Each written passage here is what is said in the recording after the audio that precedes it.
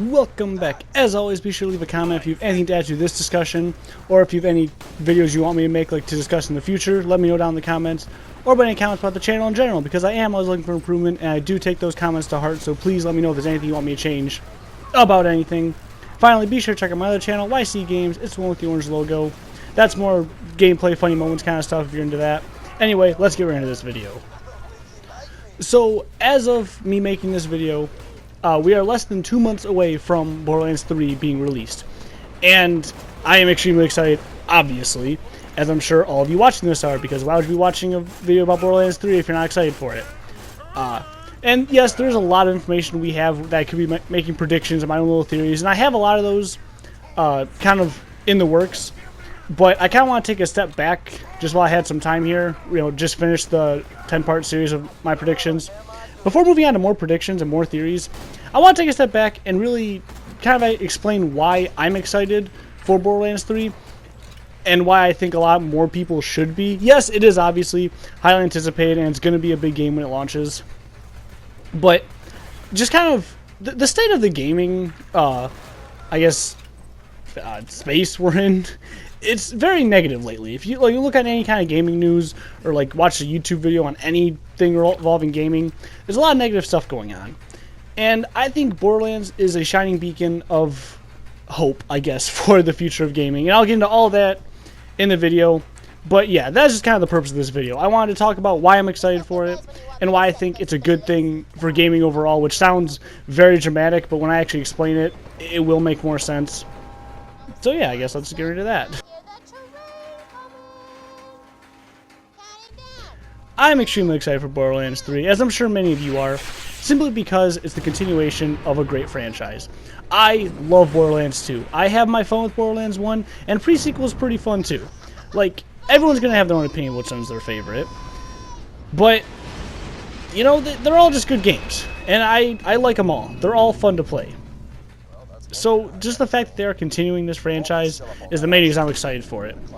And the fact that what they've shown off has actually been improvements. They didn't just make another pre-sequel. They basically just imported Borderlands 2, changed a couple things here and there, gave it a new story and said, boom, there's Borderlands 3. No, they changed it. They made it better. They saw the problems and they improved upon it, or they changed, they experimented. They wanted it to be different. They wanted this game to stand out, and it clearly does. Watching the gameplay, even just sliding and mantling, those two things alone can change combat entirely. And they didn't just stop there. They added the destructible cover.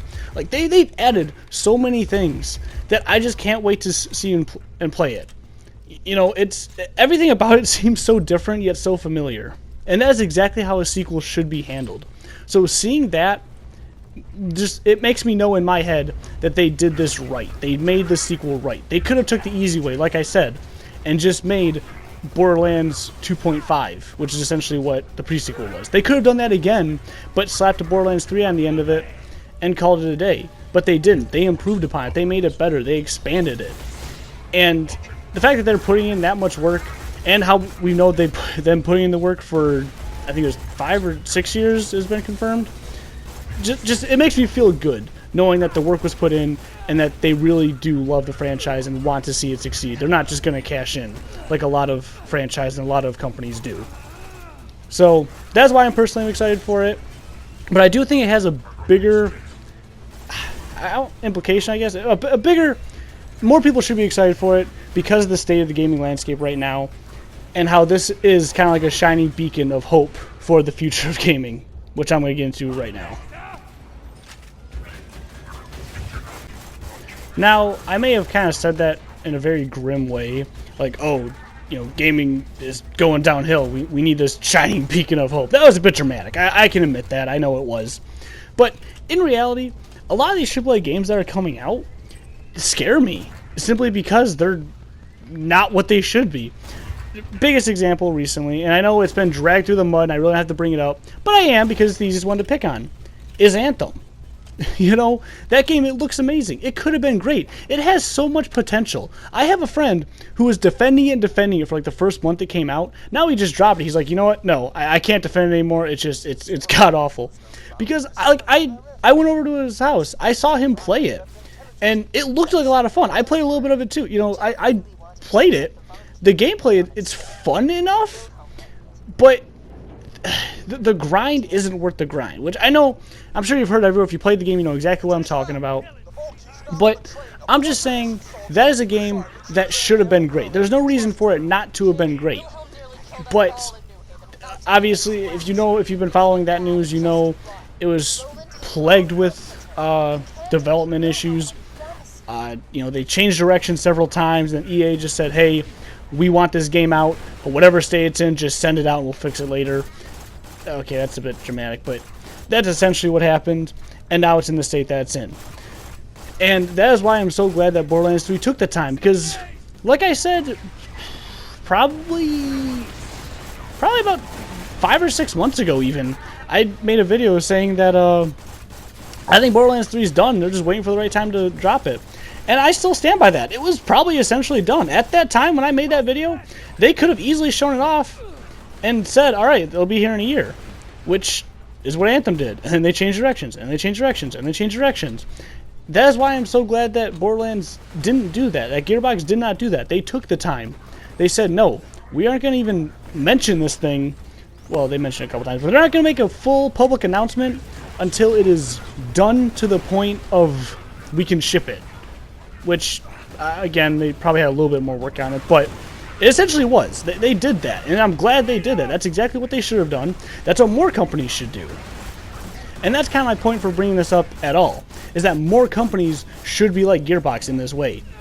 Well, not like Gearbox, but they should follow this example of waiting until a game is done. Not saying like, hey, we got this great idea, boom, get excited for it, and then a year goes by, and boom, here's another little snippet of it, still be excited for it, even though it's not coming out for another 2 years.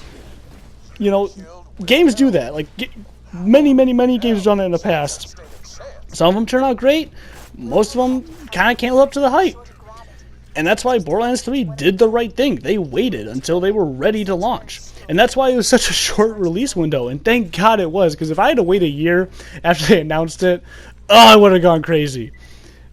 But I would have been okay with it, because obviously they know what they're doing. If that's what they want to do, whatever. But I'm glad they did what they did. A short release window. You know, they have enough time to build up hype. They went to events. They showed off things. They're giving us little snippets here, little trailer here, little character information here. Enough to get us excited, but not so much that we're so excited we have to maintain that level of hype for like another 6 months.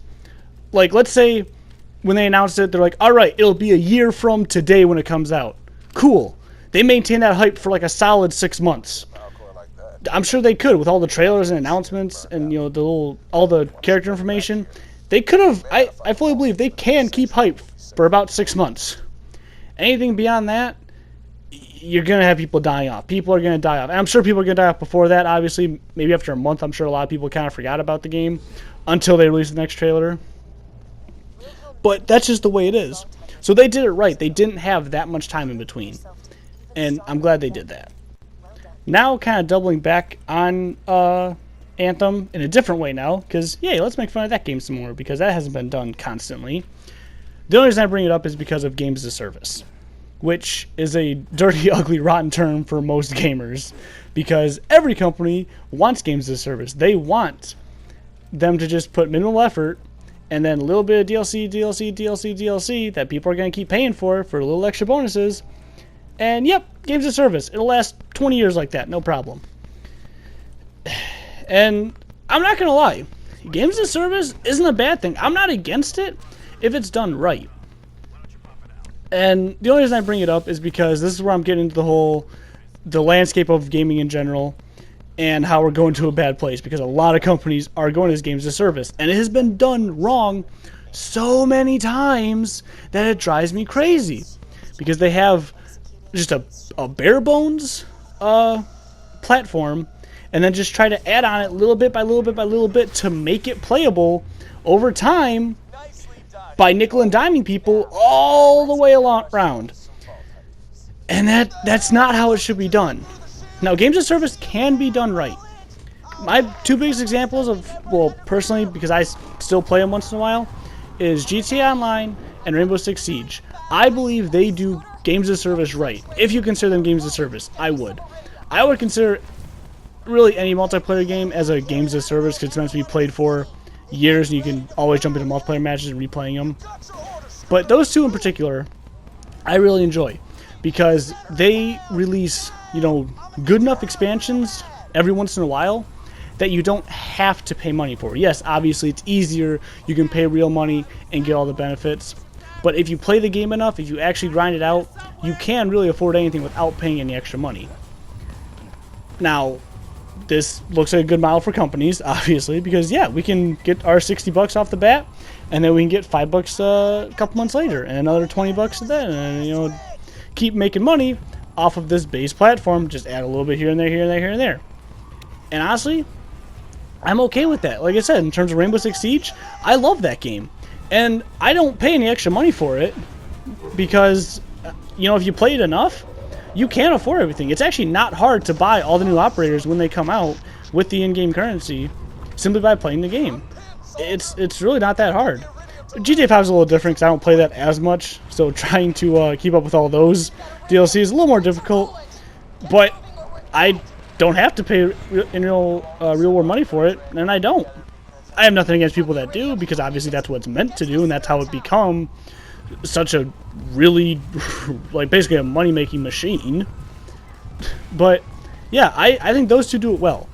But something like Anthem, Division 2, even Battlefront 2, I would consider it absolutely terrible. They did not do that well at all. I know those are kind of the big three that get dragged through the mud enough, but I gotta bring it up.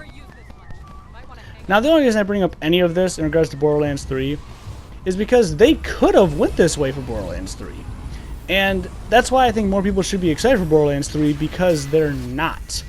They're gonna have a solid campaign, most likely pretty lengthy from the sounds of it, from all the rumors and the reports we've been given. Pretty lengthy, solid campaign, and then they're gonna add chunky bits of DLC. Now that's the important part. Actual good, meaty bits that are worth the money, not just little. If they had like a Headhunter, like with the Headhunter DLCs from Borderlands 2, and they called that one of the expansions and want $15 for that, that's a little skeptical. But no, most likely they're going to be actual good, worthy chunks of DLC for whatever the cost is. And that's why I'm 100% okay with DLC, because it can be great. Borderlands 2's expansions were so fun. Borderlands 1's had some really solid moments. Not as big of fans, but I really enjoyed Borderlands 2 more, obviously. But even the pre-sequel, the Claptastic Voyage was fun. I wish we could have seen the other one, the Luxie's DLC. I think it was called Luxie's. Yeah, I wish we could have seen that, and the other expansions that were planned. I want to see those simply because they're good DLC. Borderlands has amazing DLC. So yeah, they're gonna make money post-launch because of that, but it's not supposed to be 10 years down the road we're still gonna be adding little things and you want us to spend extra $5 there. You know, it's not like that. It's good, worthy pieces of DLC. You know, released every few months afterwards, at least 4 of them. And yeah, they could have gone the games as a service route by maybe having like Pandora and Promethea and like just cutting the game there and saying, okay, yeah, you can play just those 2 planets. Then a couple months later, oh, we're adding a new expansion, and you get like one more planet and it continues the story. No, that should have been in the story in the first time, if that makes sense. Essentially what I'm saying is a lot of these games as a service that focus on a campaign more cut up the campaign into smaller chunks and say, oh no, there's expansions. No. DLC is okay as long as it's something like in my part 9 of the 10-part series. I kind of explain what I think of DLC. I'm okay with it as long as it does one of 2 things: either take the characters to a place that doesn't make sense for the main campaign, or give us a little bit of knowledge on something that's like insignificant to the actual story, but it builds upon for, you know, more hardcore players, or not hardcore, but I guess more faithful players that want to know more about the story. That's what DLC is for. That it doesn't affect the main plot at all, but it's cool little information and a nice little side story to go along with. That you know, just kind of showcase something that you don't really need to know, but it's something cool to know. moving on to my final point of why I think people kind of in general should be excited for Borderlands 3 is that it's co-op. It's not PvP, shooter, just don't even think, turn your head off, go and kill these guys. It's a co-op game. And while, yeah, we have kind of seen a bit more of a resurgence in single-player games, for a while they've been absent. And like I said, it looks like we're going towards this whole games as a service thing, which is, you know, all online, multiplayer online. That's the future. That's what we're going for. So I'm glad that we are getting a co-op game, a lengthy, good co-op game that you can just grab a buddy or grab a few buddies, go shoot some things, go along this story, have some fun, and not constantly worried about your rank or how your KD is or, you know, how well you're doing online, and not constantly getting griefed by the other team, you know, all these little dirty tricks. And it drives me crazy sometimes playing all these multiplayer games because that's all there is. And like I said, it was kind of a resurgence with like Spider-Man PS4 and God of War and like Last of Us Part 2 coming out soon, well, soon eventually, and Cyberpunk 2077. Like, yeah, we do have some good single-player games on the way, but it's been a while since we have a real good co-op game. I guess A Way Out would be considered it, but that's a little shorter. But as far as co-op games go, you know, they're disappearing. It's either single-player or multiplayer online. Like, those are the only options. Very few co-op games exist anymore. So I'm glad that Borderlands 3 exists to kind of show that, hey, we should make more co-op games. They're going to be successful because Borderlands will most likely be very successful, I'm assuming.